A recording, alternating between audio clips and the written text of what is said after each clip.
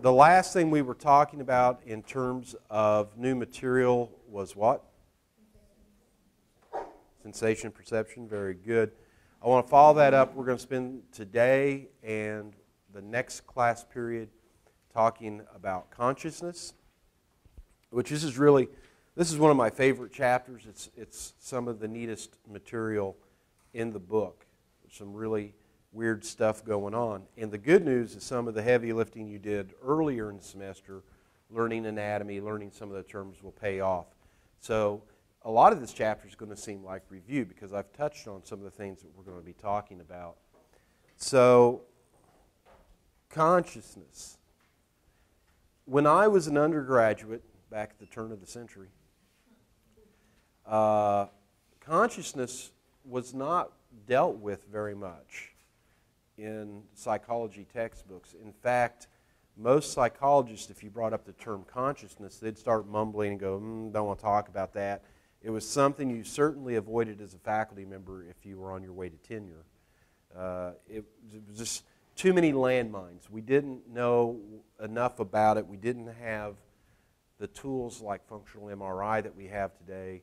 We didn't know much of what we now know about, say, split brain patients, what we know about the various agnosias, so on and so forth.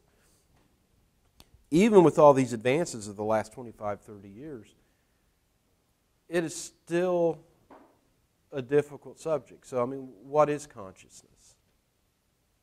What do you think consciousness is? Of everything around you?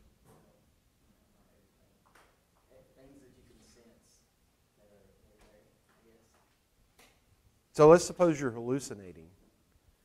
Is that also consciousness? Well, yeah, in a way. Okay. Because you're aware that you're seeing those things. Do you have a dog? Do you have a dog? Cat? How about you? Dog, cat? Yeah, you didn't look like a cat kind of guy. Is your dog conscious? Yes. Does he think about a lot of stuff? Not really. If you start really getting into consciousness and what's going on, it gets really weird. I did a upper level seminar last semester on consciousness, and at one point we were seriously discussing whether or not tomato plants could be conscious. And so that's a little weird once you go down, how can that be a good question? But we're talking about things like, well, responsiveness to things in the environment, and so on and so forth. So it's really, it's tough. Now, how many of you sleep? Does anybody sleep other than class? The guy normally here, he's probably there doing that now. So when you sleep, are you conscious? So consciousness goes, she's going. She doesn't know about your answer. Yeah, I'm talking about you. You don't agree with his answer? Yeah, you don't agree? Yeah, you agree. So how about it? When we sleep, are we conscious? I'm seeing some no's. Kind of a little nod here. She says, yeah. You don't think we are. She thinks we are. What about dreaming? That's awareness, right? You're not aware when you're dreaming? We're aware when, we get cold, so it pulls like covers, and then we feel hot, like off. Oh, yeah. We're aware of something. So the covers stuff. So what about when you're almost asleep and you do one of those kind of wake up things? Were you conscious then? So if you're not conscious when you're asleep, where does consciousness go? Where does it come from?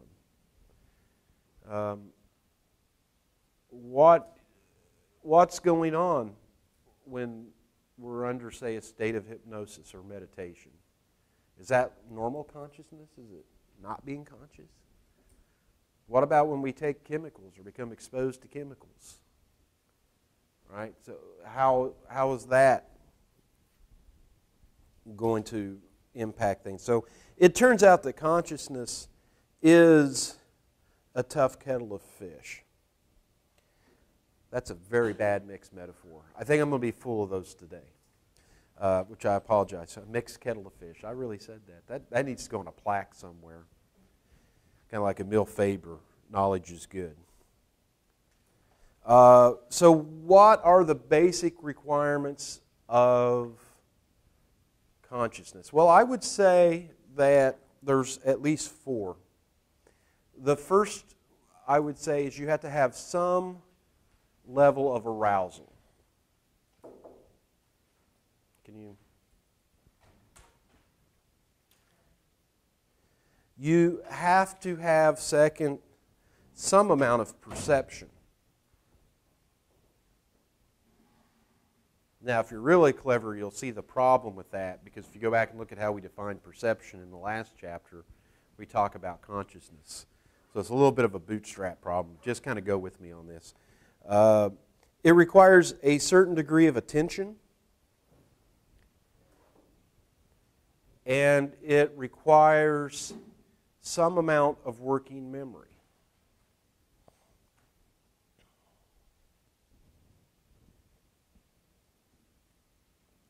Now, how many of you have ever driven a long distance down, say, an interstate? Most of you. I want you, who had your hands up? Pull them up again. All right, green sweater. I want you to contrast that experience to me in terms of your moment-to-moment thoughts to when you were first learning how to drive.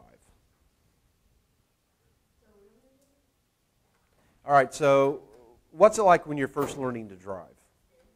Scary, confusing. Do you drive on Atlanta Highway a lot? Oh, I'm just teasing. So what else?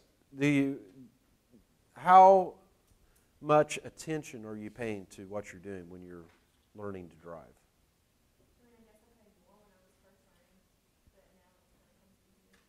Comes easier, right. So when you're driving down the interstate, you know, it's how conscious of you are you really of driving? Yeah. Mm-hmm.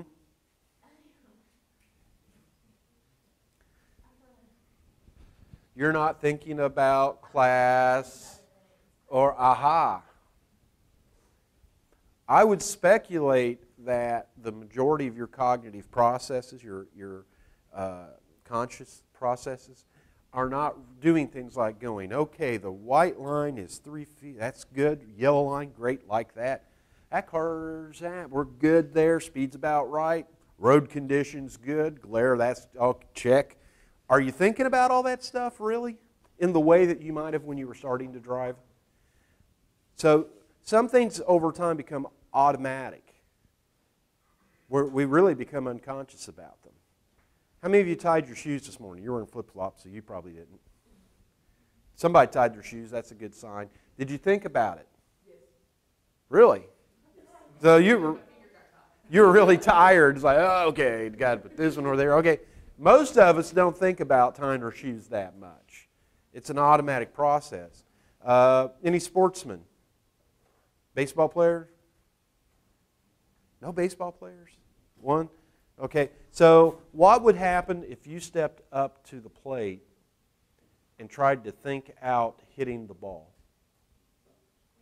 Probably going to watch it go by. It'd be like a T-ball exhibition, wouldn't it? It'd be just like, ah! Because we learn these things and become automatic. So there's actually, consciousness is kind of weird there. Consciousness is a slow process. Unconscious is fast. And very often we're trying to move something that normally we're unconscious about in our day-to-day stuff can create chaos. So your book says that consciousness is one's subjective experience of the world resulting from brain activity. That's not a bad definition as far as definitions of consciousness goes.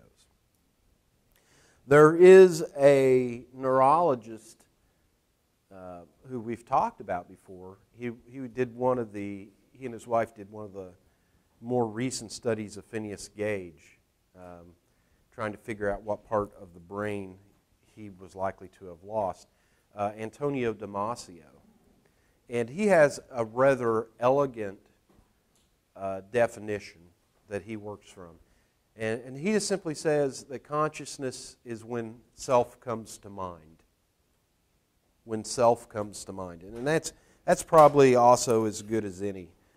It won't be any of your choices on the test. So we have this thing called consciousness, apparently. We all feel pretty strongly about that. What do you suppose its adaptive function is? Why is it better to have consciousness than not? Things change. How?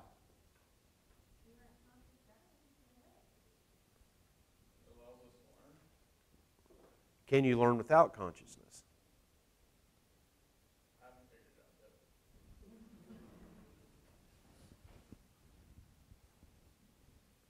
That's an important question. Can you learn without consciousness? Who thinks yes? Who thinks no? Who's thinking? Am I going to have to get out a taser to get you guys going this morning? All right, let's try this again. It's a very simple question I'm asking. It's a binary, one or the other, you must choose. Does learning require consciousness? Who says yes? Who says no? 2 out of all of you. All right, so why do you say no? Because I think you can learn stuff when you're like not completely conscious about stuff. I mean, you still learn something. Okay. Full consciousness of it.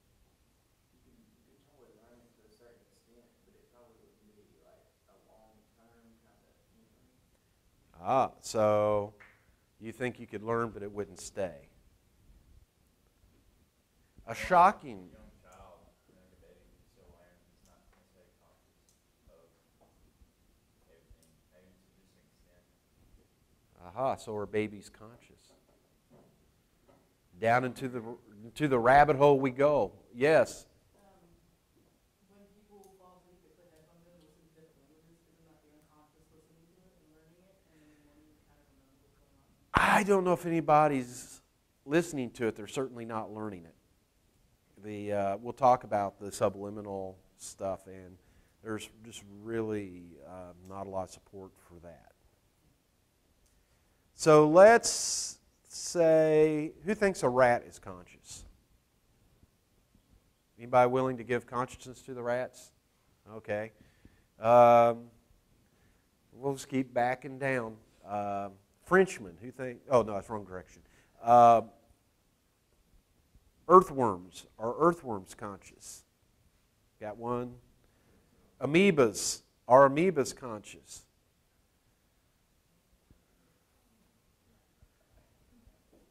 How about those little sea jelly things? They're called, I think, sea bells. Just kind of these amorphous blob kind of things floating in the ocean. Are they conscious? Because at some point you have to tell me what's not conscious. And so for you guys who were laughing about the tomato plants, there you go, yeah. The way I'm thinking of it is conscious, you're alive, unconscious, you're dead. So everything you name, like, yes, they have conscious. Then why have the word conscious?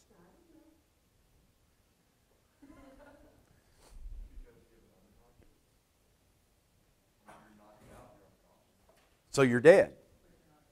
Yeah, but then By her definition, you're dead. You're toast. in this right here, it says in a coma but aware. So, I don't know. So if your definition's right, That's how I was thinking. if I get mad at somebody, I can knock them unconscious, then cut their head off, but all you can get me on is assault because they were dead when I cut the head off. All I did was whack them upside the head before. Do you want to stay with your definition? You can. This is a quagmire. It's tough stuff. There's a reason why after William James, people started mumbling a lot into their whiskey when consciousness came up. It's hard to get your hands on. So what's adaptive about consciousness?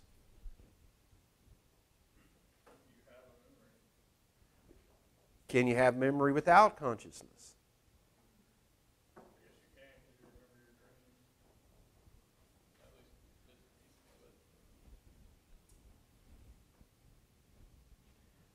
So memory, if we could take something, if we found some creature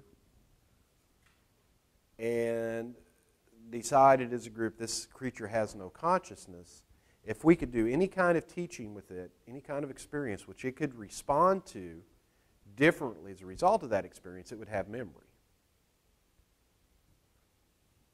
So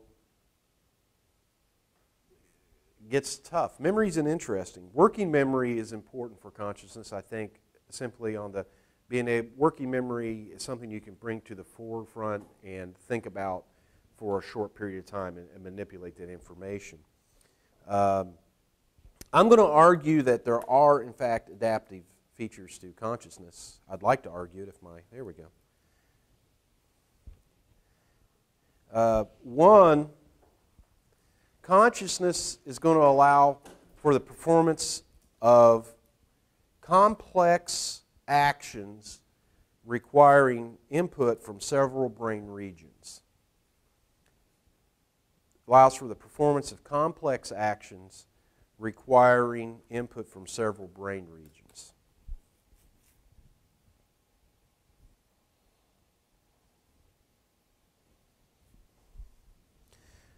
So we may need to have higher order associations. The second thing that consciousness does is pretty handy. If I can get this thing to work. It's always the big if, isn't it? Look at that. It's going nowhere.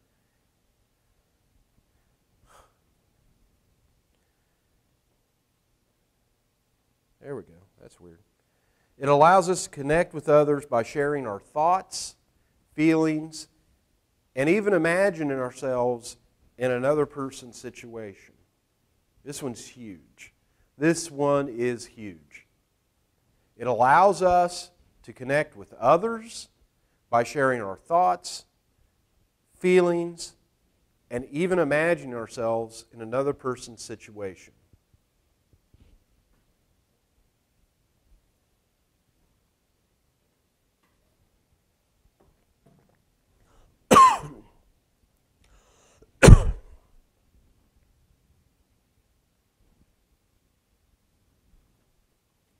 Why is this helpful? What's the advantage here?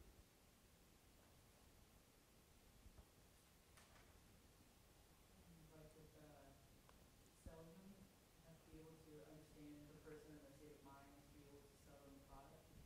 Like games with certain type of gamers or cars with certain type of car owners. All of those features that come along with it, like if you have a soccer mom, you're going to want something that's safe, that can hold her kids. Absolutely. Certainly in current times, that would be very adaptive if you were a salesman, being able to understand something from another's point of view. Being able to connect with others is very important for our species because if we were not group creatures, we would not have survived. Evolution would have selected against us. We're rather frail. We're easy to kill if you're a predator. There's just a lot of weaknesses inherent in our structure. But when we become able to communicate with each other, when we become able to act collectively, then we become quite different. Do you think your dog can imagine himself, or not imagine himself, but do you think your dog can put himself in your position?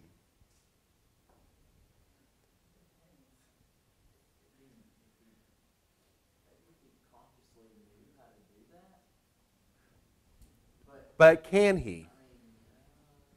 Do you think Fido sits around home going, you know, I can really see why Bob's pissed off that I chewed up his new shoes. He probably worked a long time in a job that he really doesn't like that much, saved for a while, bought them, and then I chewed them and slobbered them. Do you think Fido can do that? If you do, you're delusional, by the way. No, they cannot. Can you imagine? Like, I know when I say park, my dog automatically knows that that's what that means. Like, I'm going to go run outside. Is that like imagining for them, or just? I would put it more into the category of learned responses.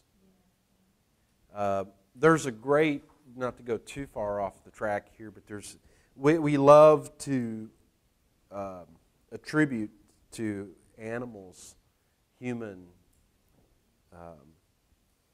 traits. And there's a great example of this, Hans the Clever Horse. And I think it was in Belgium, but it really doesn't even matter where it was. There was this horse that the story had learned how to count and do simple math. And so they would trot out the horse, literally, they'd trot it out, and they would go, Hans, count to 3. And Hans would take his hoof and go, just checking. And it was amazing. It was fascinating. And you could go, Hans, what's 8 minus 7? Hans would go, remarkable. And so they would go, but you've taught this horse to do this some way. There's something going on. And so they'd go, all right, you ask the question. And Hans would answer it. What happened, what it turned out to be, was the trainer, quite unconsciously, was giving signals to Hans. Because if you think about it, what would you do if you were waiting for Hans to tap out the right number with his hoof? You'd go, let's watch the hoof. And when it had done enough, you'd look up. Hans had learned from that where the head was looking was when it would tap its foot. It looked like math. So we have to be really careful about attributing complex mental processes to lower animals. And I almost made a terrible joke there. Good. I had to cut myself off. The hardest part of my job is the jokes I don't tell. But anyway, so it allows us to connect, and that's a powerful, powerful thing. Because being able to imagine what you're thinking, what your emotional state is, allows me to communicate with you. We're going to talk a little bit about mirror neurons later in the semester, which will have a certain amount to do with this. But it allows for social interactions to be much more powerful. It also allows for literature, it allows for poetry, it allows for music, a way of communicating these things to others. Now, the third point is that it's required for complicated thinking. There are some types of some types of thinking that require very laborious, painstaking to detail kind of thought. Following the plots of a story, using logical reasoning, performing mathematical calculations. These all require conscious thought. But again, it's going to be slow. But no amount of unconscious thought is going to get you to, I think, therefore I am. No amount of unconscious thought, at least as far as I can tell, is going to get you to the theory of relativity. So it's very, very good for those types of thinking. Now, in a while, we're going to talk about how when not consciously thinking about things, is a superior mode of thought.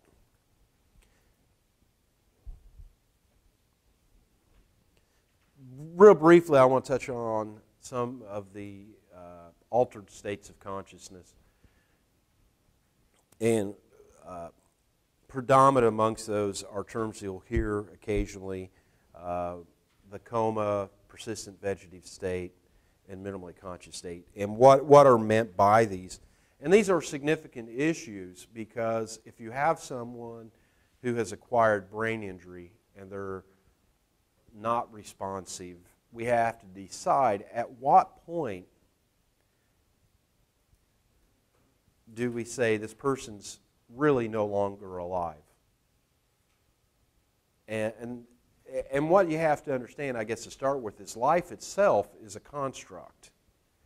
If you start peeling away what does it mean to be alive, what you will find is life is an idea that we've made up. It's kind of an arbitrary line in the sand. Because you can talk about, well, it can reproduce itself, it takes in nutrients. I mean, there's a lot of things you can look at, but there's always things like viruses that are really close to the edge. Like, is that life or not life? Does a heartbeat constitute a life? Does it constitute a human life? So these are questions of consequence, particularly if a loved one of yours is involved. So let's start with the coma. The comas are ones that are, you'll hear a lot about. These are people who are in a non-responsive state, but there's some interesting things going on with somebody in a coma. They are not asleep. Very frequently people go, oh, they're asleep. They are not asleep. In fact, if you monitor somebody with a coma with the EEG, so you're looking at brainwave activity, these people will have normal wake-sleep patterns. And during their waking patterns, their eyes will be open. During sleep patterns, their eyes will be closed for the most part. But they're just not responsive. If this coma goes on for longer than a month, you have the persistent vegetative state. So a persistent vegetative state is a coma of long duration.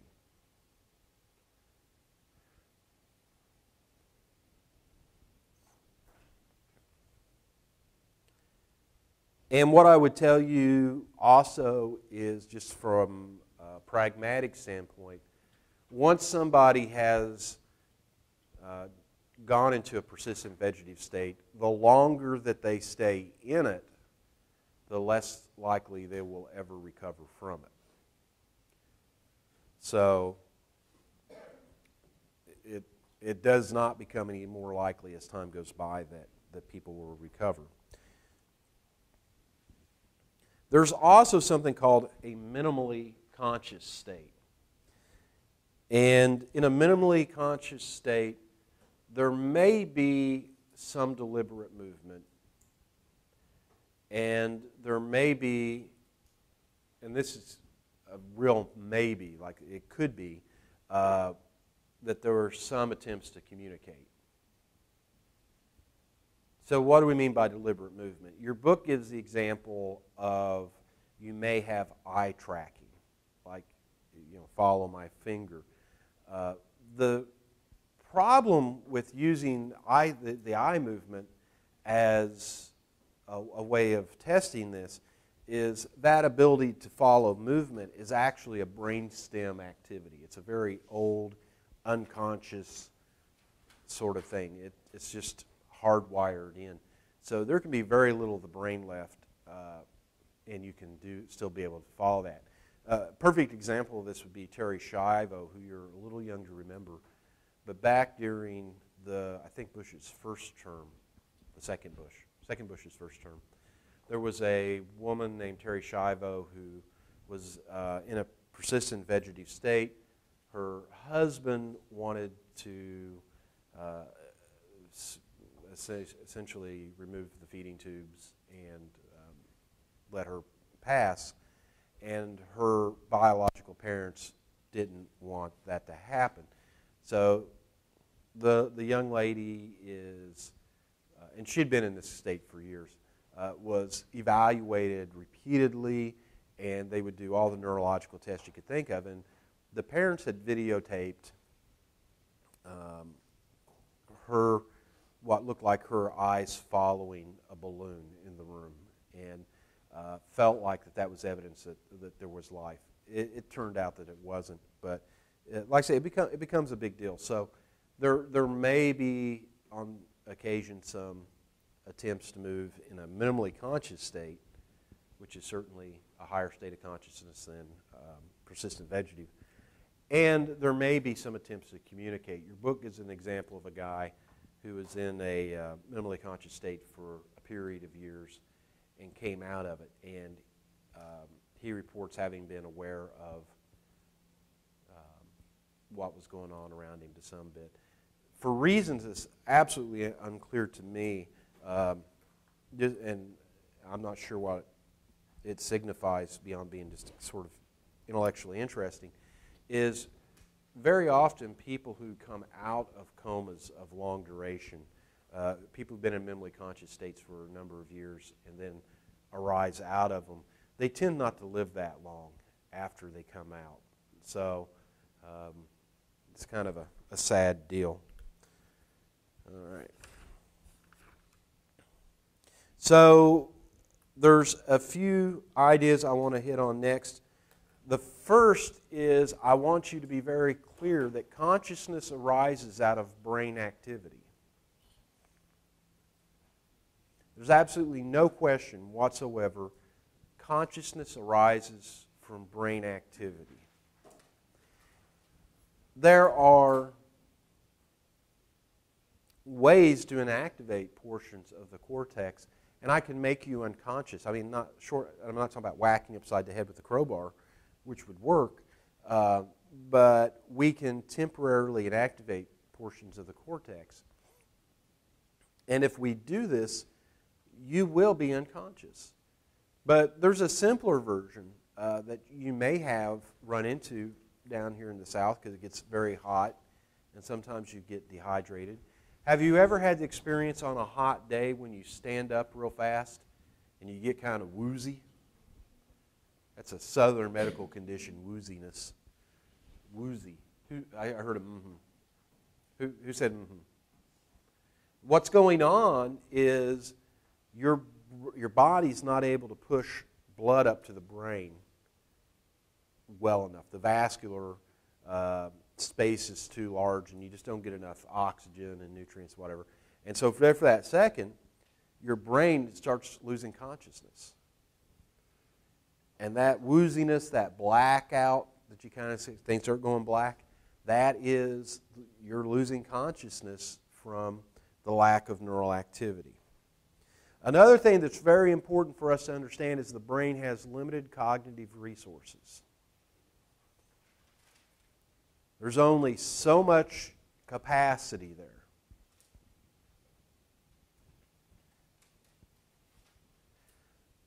Many people believe, quite incorrectly it turns out, that they're good at doing multiple things at the same time. Many people believe that they're pretty good at reading the textbook, sending some text messages, listening to whatever's on the radio or their MP3 player, and then maybe whatever else. It turns out that we just suck at this. We're not good. We think we're good, but we're not. And we see this all the time with like the texting. It was very early on when text messaging came out, and this goes back 5, 6, 7 years ago. A very early study was able to determine that they had a little car set up in the lab, and they'd have people texting. And it turned out that texting in that scenario was the equivalent of having drank a six-pack. And when people go, oh, but I do it a lot and I'm getting better. No, you're not. It's very clear, the data. Split attention drives down the quality of our work. And so our brain can only do so many things at one time. And we talked about this last week, I think. You're probably, until I make you aware of it, not aware of the humming in the room. You're probably not aware of the feel of the chair pushing up against your butt. These oh-so-comfortable chairs that you get a set in every day. But once I mention it to you, your cognitive resources go back to that. They go away from your texting or away from your book, whatever you were doing. And so you have the shifting of attention. Because the brain has limited resources, we can only be aware of so many things at a time. And that's why we ideally would save our consciousness for the tough stuff and let subconscious processing do the other stuff like tying shoes. This has given rise to what is called the global workspace model. And the idea here is that at any given time, various circuits in the brain are going to be active. And consciousness in this model arises as a function of which brain circuits are active and how important they are at any given moment. And I'll explain this a little bit more.